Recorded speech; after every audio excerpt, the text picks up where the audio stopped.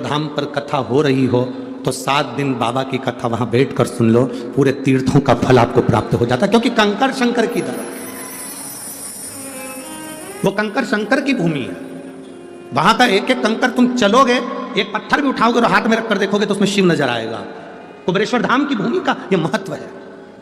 और वहां से जितने लोग कंकर लेकर आए हो, यहां कई लोग बैठे होंगे जो कंकर लेकर आए होंगे, वहां से जितने लोग कंकर लेकर आए हो उनको हाथ में उठाकर देखना, धीरे धीरे पूजन करते रहोगे, उसमें शंकर का एक प्रतिबिंब आपको खुद नजर आने लगेगा, उस कंकर में शिव नजर आने लगेगा। कुबेरेश्वर धाम का कंकर शंकर की एक प्रतिबिंबता है, वहां की मूलता है।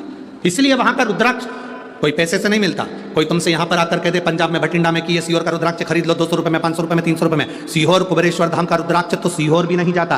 तुम रेलवे स्टेशन पर उतर जाओ सीहोर के, या बस स्टैंड पर उतर जाओ सीहोर के, या कहीं उतर जाओ, कोई तुमसे कह दे कि हम तो सीहोर के निवासी हैं, हमारे पास तो सीहोर का कुबेरेश्वर धाम का रुद्राक्ष लो, हम तुम्हें दे देते हैं, 200 रुपए हमें दे दो, 500 रुपए हमें दे दो, हमारे यहाँ ठहर जाओ, हमसे तुम ले लो। ना ना ना, सीहोर का रुद्राक्ष, कुबेरेश्वर धाम का रुद्राक्ष केवल कुबेरेश्वर धाम की भूमि से आप जब हाथ फैलाकर शंकर से अपने लिए, अपनी रोग की मुक्ति के लिए, कार्य सिद्धता के लिए, अपनी तकलीफों को मिटाने के लिए बाबा के आगे हाथ फैलाकर लोगे तो बाबा आपकी झोली में भरकर ही भेजेगा। वो सहज नहीं है।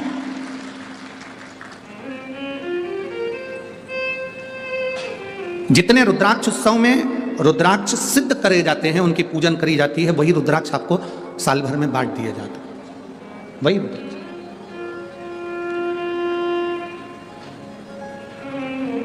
शिव तत्वता, शिव तत्व, उसके सिवाय कुछ भी नहीं। कभी मौका लगे तो एक बार उस कुबेरेश्वर धाम की धरा पर कंकर शंकर की भूमि पर बैठकर शंकर का श्री शिवाय नमस्तुभ्यम जपिए, दिल से जपो, कहो उससे, बैठकर उसके सामने एक बार कर दिल से कहो उसको। एक विश्वास और अच्छी तरह से समझ लो, जिस घर में बच्चे मंद बुद्धि होते हैं या बुद्धि उनकी कमजोर होती है, मुंह में से राल टपकती रहती है, दृष्टि नहीं होती, हाथ पैर से विकलांग होते हैं, या शरीर पूरी तरह से बेकार होता है, बच्चे में विवेक नहीं होता, लोग कहते हैं इसमें अक्ल नहीं है, बुद्धि नहीं है, इसका विकास नहीं हो पा रहा, ये सब बच्चे 18 साल के हो गए, ये 7 साल का रह गया, इसमें विवेक नहीं है, हम उनके लिए भी कहें। गाय अपने बछड़े को जब दूध पिलाए, और गाय जब बछड़े को दूध पिलाए तो बछड़ा जब दूध पीता है तो उसके मुंह में फेन आ जाता है, दोनों साइड में बछड़े के मुंह में फेन आएगा, उस फेन को चम्मच में निकाल लीजिए, और अमावस्या का दिन हो उस दिन कुंदकेश्वर का नाम लेकर उस बच्चे को, जो मंद बुद्धि है, उसको 2-3 अमावस्या लाकर उस दूध का फेन, बछड़े के मुंह का फेन उस बच्चे को पिलाना प्रारंभ करिए, बच्चे का माइंड काम करना प्रारंभ करेगा, धीरे धीरे विकास करेगा। कुंदकेश्वर महादेव की भक्ति आनंदता देती है। कुंदकेश्वर महादेव कोई साधारण नहीं है। माता पार्वती जी बैठी थी, बिदल उत्पल आ गए। ये वो असुर है बिदल उत्पल जो माता पार्वती जी की सुंदरता को देखकर आकर्षित हो गए थे। माता पार्वती जी की सुंदरता देखकर आकर्षित हो गए।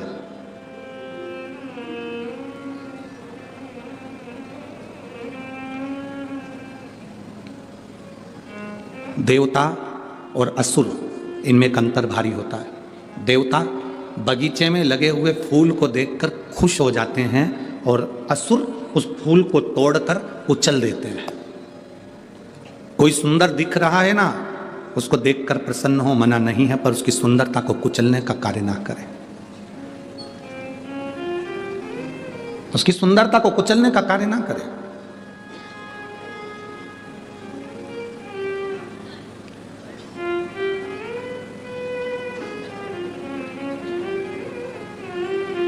शिव महापुराण की कथा कहती है, बिदल उत्पल ने जब माता पार्वती जी की सुंदरता देखी, दुनिया में ऐसा कौन है जिसने माता पार्वती की सुंदरता नहीं देखी?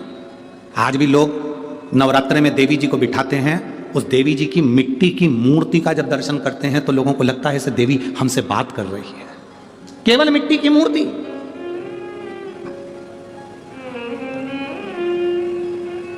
तुम्हारे भटिंडा में बहुत मंदिर होंगे, सारे मंदिर में घूम लेना, एक देवी जी का मंदिर, उस मंदिर में चले जाना, दुर्गा जी का मंदिर, देवी जी का मंदिर, माता रानी का मंदिर, उस मंदिर में जाना। राम जी के पास में भी सीता जी होंगी, कृष्ण भगवान के पास में राधा जी होंगी, ब्रह्मा जी के पास में ब्रह्माणी होंगी, भगवान नारायण के पास में स्वयं लक्ष्मी होंगी। और एक बार दुर्गा जी के मंदिर में जाना, देवी के मंदिर में जाना, उस देवी की प्रतिमा का मुखाग्रविंद का दर्शन करना, उनकी सुंदरता का दर्शन करना, आपको लगेगा कि माँ कितनी सुंदर है। मां का स्वरूप कितना सुंदर है।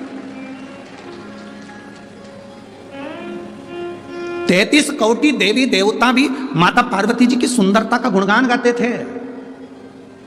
पार्वती मैया किसी ब्यूटी पार्लर में नहीं जाती थी।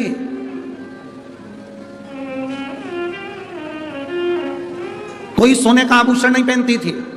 उनके पिता हिमालय राज ने उनको सोने के आभूषण दिए थे, दहेज में बहुत कुछ दिया था, पर नहीं पहनती थी। दहेज तो इतना दिया था, हिमालय राज ने इतना दहेज दिया था, इतना दहेज दिया था, इतना दहेज दिया था कि माता पार्वती जी के 7 बार अवतार हो जाएं तो इतना दहेज हिमालय राज ने माता पार्वती जी को दिया था कन्यादान में। इतना दहेज दिया था। जब विदा होने लगी, शंकर भगवान ने पार्वती जी से कहा चलें? पार्वती जी बोली चलो।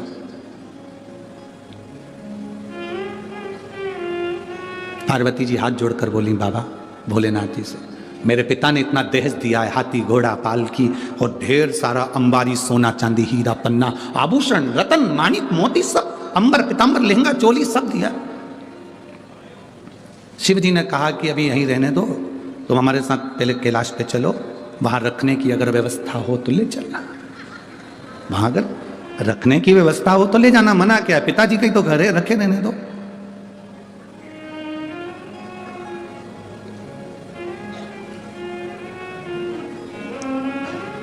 आप सबकी शादी हुई होगी, मेरी जीजियों, मेरे जीजा उन तुम्हें ब्याहने के लिए आए होंगे।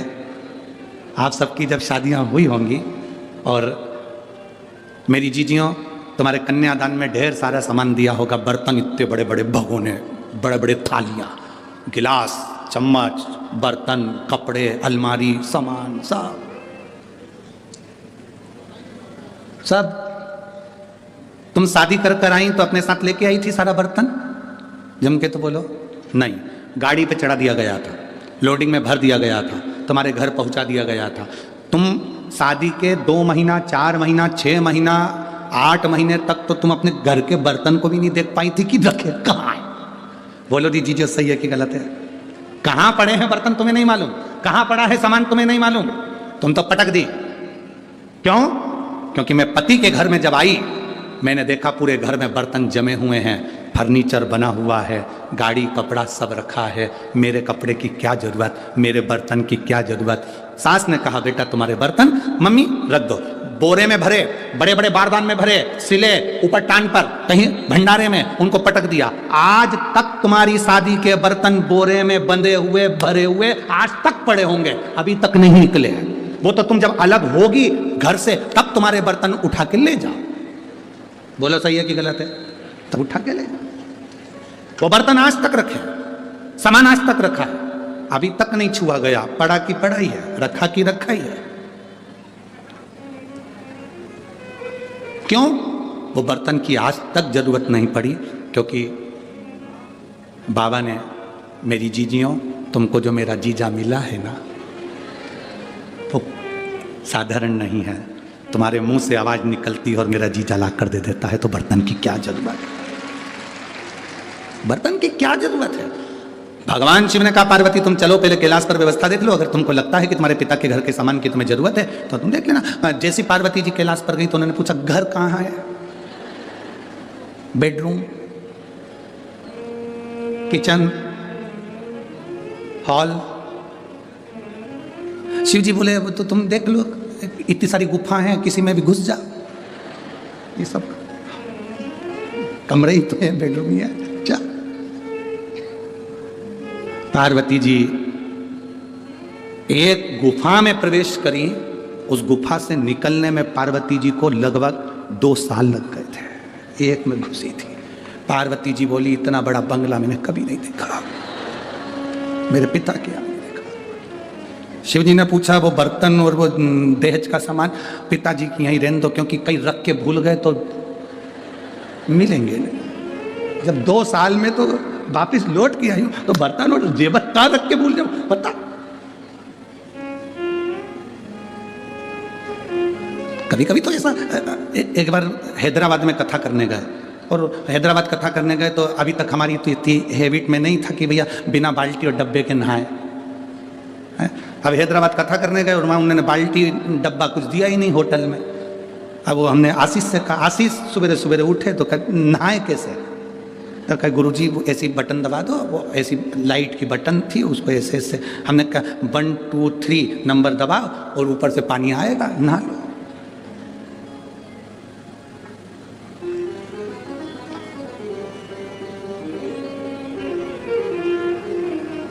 पर दिल को सुकून नहीं मिला, नहा जरूर लिया, नहाए जरूर पर सुकून नहीं मिला।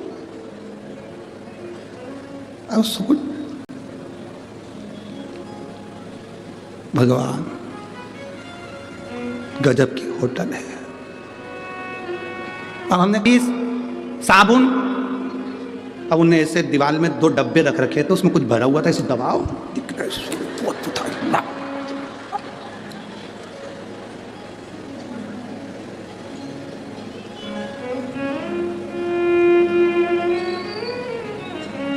अब अपन तो अपने साबुन से नहाए, सो तो बात करें क्या। अब नीचे जैसे कथा में जा रहे थे तो वो होटल का मालिक मिल गया, वो अग्रवाल जी कहने गुरुजी कैसी लगी होटल? हमने कहा बहुत जोरदार है, बहुत जोरदार है, पर एक ही चीज की कमी है, इसमें डब्बा और बाल्टी नहीं है, इसमें डब्बा बाल्टी। तुम हैदराबाद की कथा अगर टीवी पर डली हो तो हमने उसमें भी ये प्रसंग कहा है कि डब्बा बाल्टी तो दो, भले कच्छू नहीं दो।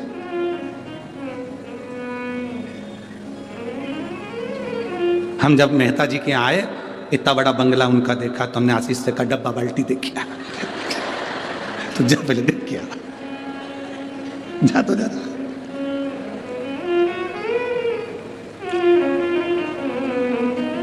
पर आनंद है वो, पंजाब पंजाब है, बठिंडा बठिंडा है वो, आनंद है।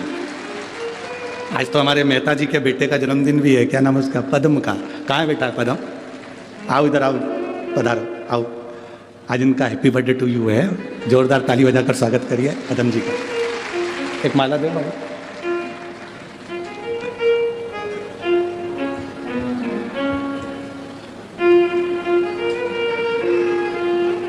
बच्चा व्यवस्था में लगा रहता है तो मिलना भी नहीं होता, रोज आरती में भी नहीं आना होता इसका।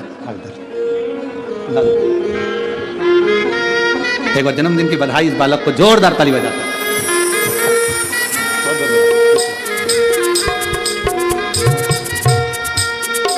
शिव तत्व हर हर महा,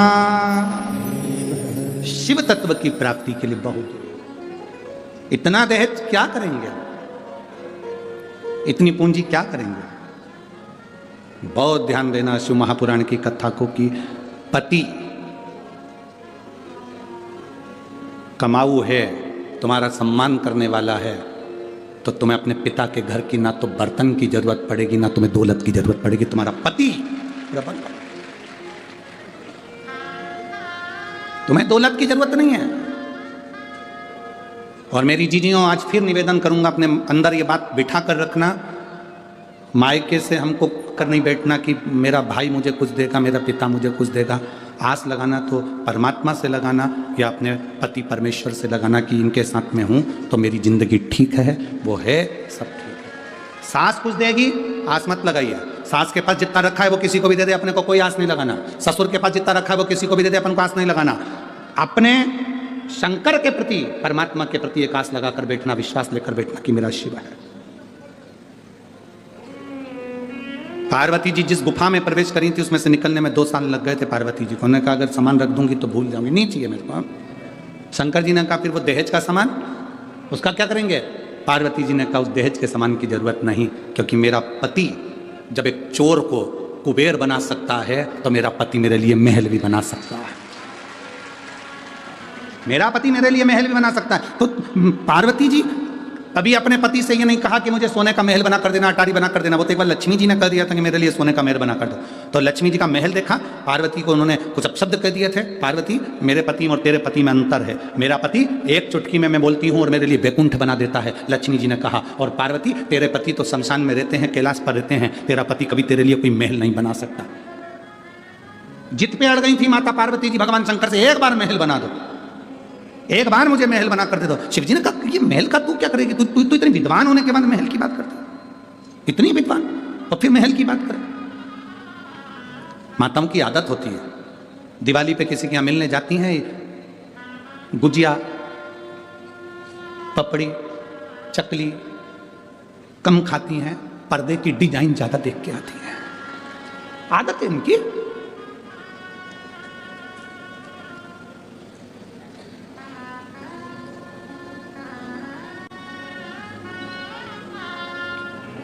देख लिया, अब मुझे सोने का महल चाहिए। बस एक बार जिद करी थी माता पार्वती जी ने शंकर जी से, मुझे सोने का महल चाहिए। क्या करोगी महल का? बस मेरा मन है, बना दो। सोने का महल बनवाया, उसका मुहूर्त करवाया,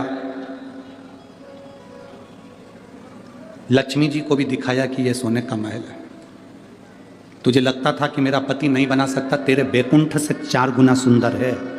सोने की दीवार, सोने के पर्णकोटे, सोने की ईंट, सोने का कालीन, रतन जड़ी सिंहासन इस बीच समुद्र में बनाया था। विशर्वा जी पूजन कराने आए थे। शिव जी ने सोच लिया था कि ये सोने के महल में हम नहीं रह सकते, ये महल विशर्वा जी ले लें। और विशर्वा जी ने जब पूजन कराई तो उसकी दक्षिणा में वो सोने का महल मांग लिया था। तो पार्वती जी दुखी होकर कहती हैं, इस सोने के महल में एक दिन आग लगेगी विशर्वा, तेरे घर में कोई दिया जलाने वाला नहीं बचेगा। और वो महल रावण को मिला था और उसमें आग लगी थी, आग लगी थी उसमें। देखा देखी में कभी कोई काम ना करिए। देखा देखी में एक बार काम बिगड़ता है तो बिगड़ता ही जाता है।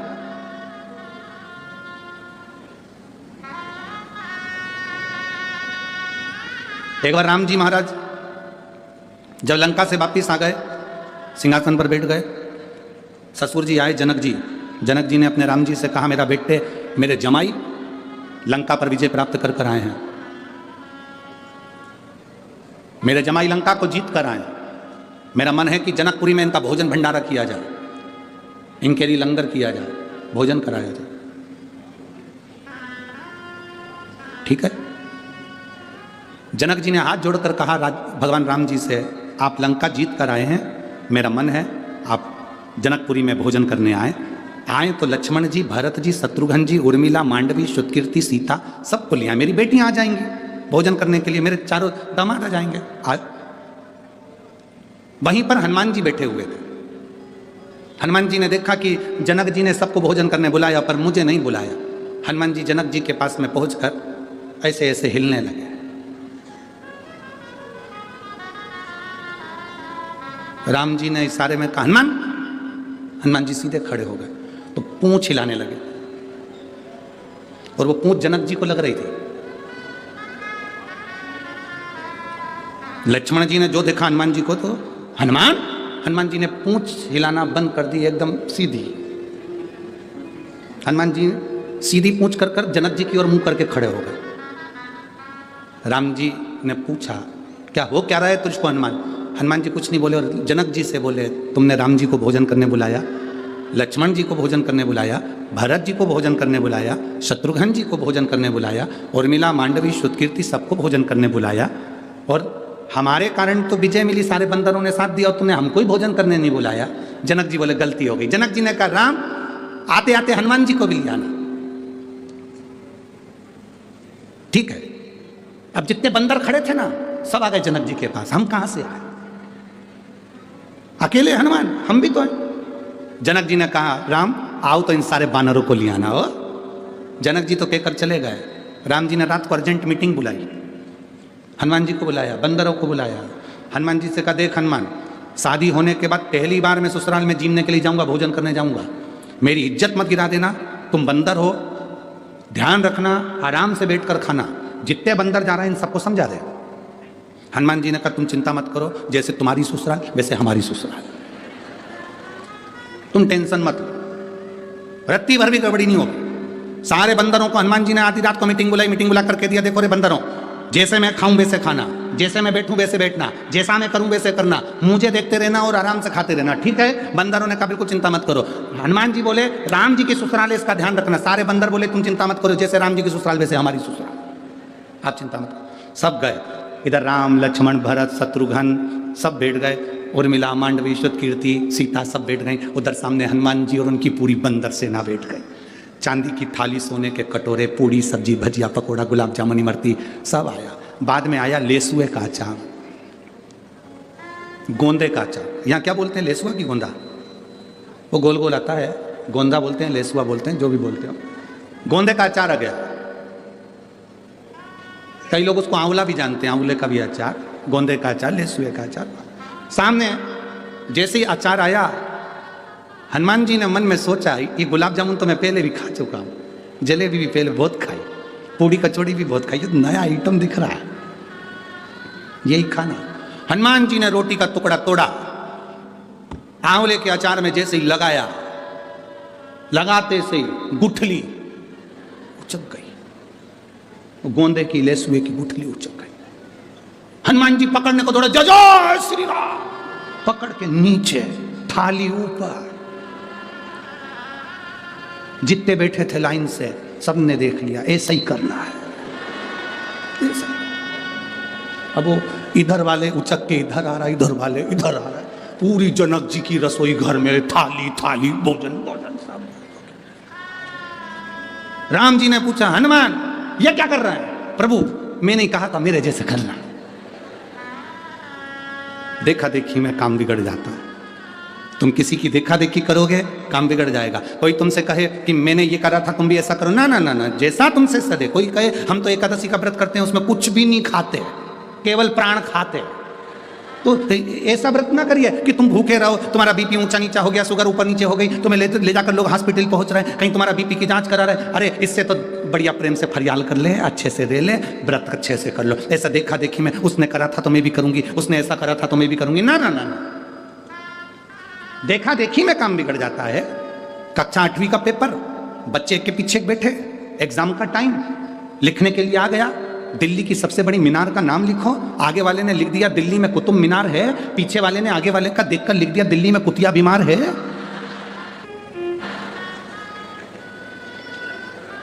मालूम उसको भी था कि दिल्ली में कुतुब मीनार है, पर देखने के चक्कर में उसने लिख दिया दिल्ली में कुतिया बीमार है। गड़बड़ हो गया ना, देखा देखी में गड़बड़ हुआ है। कभी देखा देखी नहीं करना। कोई तुमसे कहे मैं तो सवेरे 4 बजे से उठ के शंकर जी के मंदिर जाती हूँ, उससे कह देना तू जा, मेरे से नहीं पड़ेगा। तुम तो आराम से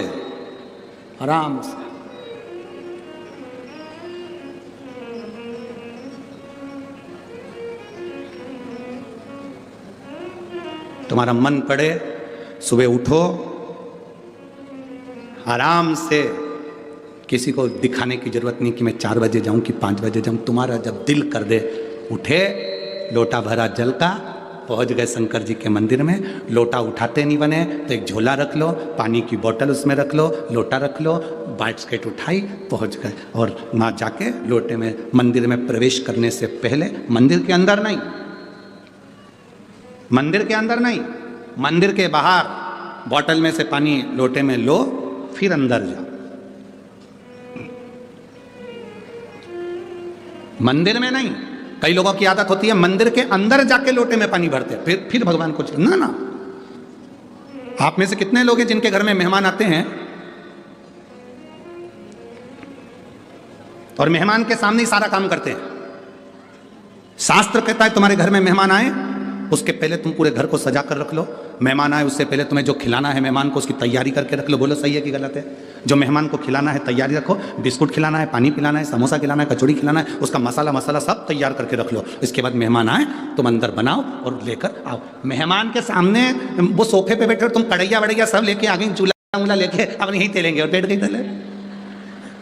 मेहमान भी कहेंगे जी जी, अरे वो भटिंडा वाली तू तो हमें नहीं खाना।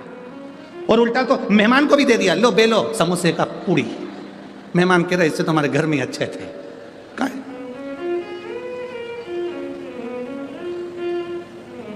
कई लोगों की आदत रहती है मेहमान के, इतने परेशान हो जाते। एक व्यक्ति तो इतना परेशान हो गया था, मेहमान से इतना परेशान हो गया कि उसने अपनी 3 लड़की थी, तीनों लड़की का नाम अलग अलग रख दिया। नहीं 2 लड़की थी, 2 लड़की का नाम अलग अलग रख दिया। एक का नाम रख दिया टूटी, एक का नाम रख दिया बासी। जैसे इनके मेहमान आए, इन्होंने आते सी आवाज लगाई, बेटा टूटी कुर्सी ला। मेहमान बोले रहने दो, मैं तो नीचे बैठ जाऊंगा, मुझे नहीं बैठना कुर्सी पे। भोजन करोगे? हाँ, अब रात रुकेंगे तो करेंगे। ठीक है, बासी रोटी ला। मेहमान बोले रहने दो, हम तो खा के आए हैं, नहीं खा। कौन बासी रोटी खाएगा इसके घर की और टूटी कुर्सी बैठेगा? कौन बैठेगा? हमें नहीं चाहिए। मेहमान तो रात को ही चलेगा, घर का काम आता बच्ची करे इनसे। फिर भटिंडा वाले ऐसा नाम नहीं रखे होंगे। अब पहचान बनावे तो देखा देखी नहीं करना। कोई तुमसे करा मैं सुबह 4 बजे मंदिर जाती हूँ, कोई तुमसे कि मैं एकादशी का व्रत ऐसे करती हूँ, कोई ने कह दिया तुमसे मैं सोमवार का व्रत ऐसे करती हूँ। मैं तो ऐसा व्रत करती हूँ कि मैं केवल एक लौंग खाती हूँ। कई लोग नवरात्रि का व्रत करते हैं। अब यहाँ भटिंडा में करते कि नहीं करते पता नहीं। नवरात्रि का व्रत 1 कप चाय पे पूरा व्रत कर लेती हूँ। कोई के मैं नंगे पैर चलती, कोई के कि मैं 1 गिलास दूध पे करूं, कोई के मैं 1 लौंग खा के 9 दिन नवरात्रि के करूं, कोई के मैं ऐसा करूं, कोई के मैं वैसा करूं। आपसे माता रानी से कहना, माँ तूने जैसा शरीर दिया है ये शरीर तेरा दिया हुआ है, मेरे से जैसा बनेगा वैसा तू स्वीकार कर लेना जगत जननी और मेरा कल्याण कर देना। बहुत तू जैसा स्वीकार करेगी ना माँ कर लेना। कई लोग कहते हैं तुमसे सदे तो करो। हमसे भी कई बार जजमान पूछते हैं, हम शिव पुराण क्या है, व्रत करना पड़ेगा क्या? मत करो। तुमसे बनता है क्या? नहीं बनता तो रोटी खा। अब हम तुमसे कहते हैं नहीं तुम्हें व्रत करना पड़ेगा, और व्रत करना पड़ेगा पूरी शिवरात्रि इसमें पुराण में, और मालूम पड़े तुम व्रत कर लो और व्रत करके तुम्हारा शुगर ऊंचा नीचा हो गया, बीपी ऊंचा नीचा हो गया। हमें क्या मालूम कि तुमको शुगर की बीमारी की बीपी की बीमारी ऊंचा नीचा हो गया, तुम हॉस्पिटल में पड़े, इंसुलिन ले रहे पड़े हुए, और हम कथा कह रहे हैं, मन तुम्हारा लग नहीं रहा क्योंकि परिवार का व्यक्ति हॉस्पिटल में पड़ा। तो क्या मतलब ऐसी कथा करने से? तुम तो खूब चलो और शिव महापुराण की कथा सुनो, खूब चलो। पूरे भटिंडा वालों ने खूब जोरदार व्यवस्था करी है। मूंग की दाल का हलवा बाहर बैठ रहा, केसर का दूध, बिस्कुट, इतने तो तुम बारात में नहीं गए हो गए। इतना जोरदार पूड़ी सब्जी चना भटूरा, कहीं कुछ पूरे भटिंडा वाले आसपास में बांट रहे हैं। शिव पुराण अच्छे से सुनिए और नेस्ली का खूब खाओ और भगवान का गुण गाओ। भूखे रहकर मत। भगवान कभी नहीं कहता कि तुम भूखे रहो। भगवान कहता है बस इतना याद रखना कि अहंकार की भूख, काम की भूख, लोभ की भूख, आसक्ति, तृष्णा, ये सब हटाकर मेरी भक्ति करो। दिखावा नहीं। शिव को अपना बनाने का प्रयास करो। शंकर जब तुम्हारा होगा तुम शिव होगे तो सुख का अनुभव हो जाएगा। सुख का अनुभव। विदल उत्पल असुर हैं। देवता और असुर में अंतर है। देवता फूल को देखते हैं तो खुश होते हैं, असुर फूल को देखता है तो कुचलने को तैयार होता है, तोड़ने को तैयार होता है। किसी बगीचे में घूमने जाओ और तुमको फूल पसंद आए तो उसको तोड़िए मत, लगे रहने तो अच्छा लग रहा है। जब आपको अच्छा लग रहा है तो दुनिया को अच्छा लगेगा। किसी बगीचे में घूमने जाओ, कोई चीज तुम्हें अच्छी लग रही है उसको लगे रहने तो तोड़ो नहीं, तोड़ना नहीं। बगीचे का ध्यान रखना आपकी जवाबदारी है, हमें तोड़ना नहीं है। पर कई ऐसे उद्दंडी आते हैं कि उनको अच्छी चीज लगी हुई पसंद ही नहीं आती, वो तोड़े बिना रहते ही नहीं है। 2-3 हमारे साथ भी है।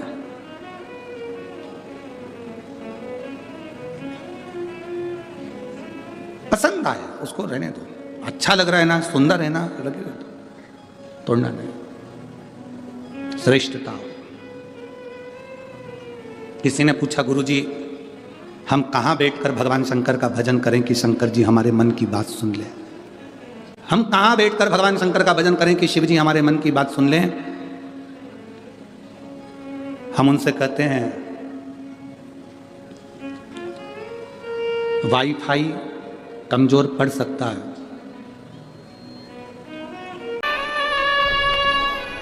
एक विश्वास।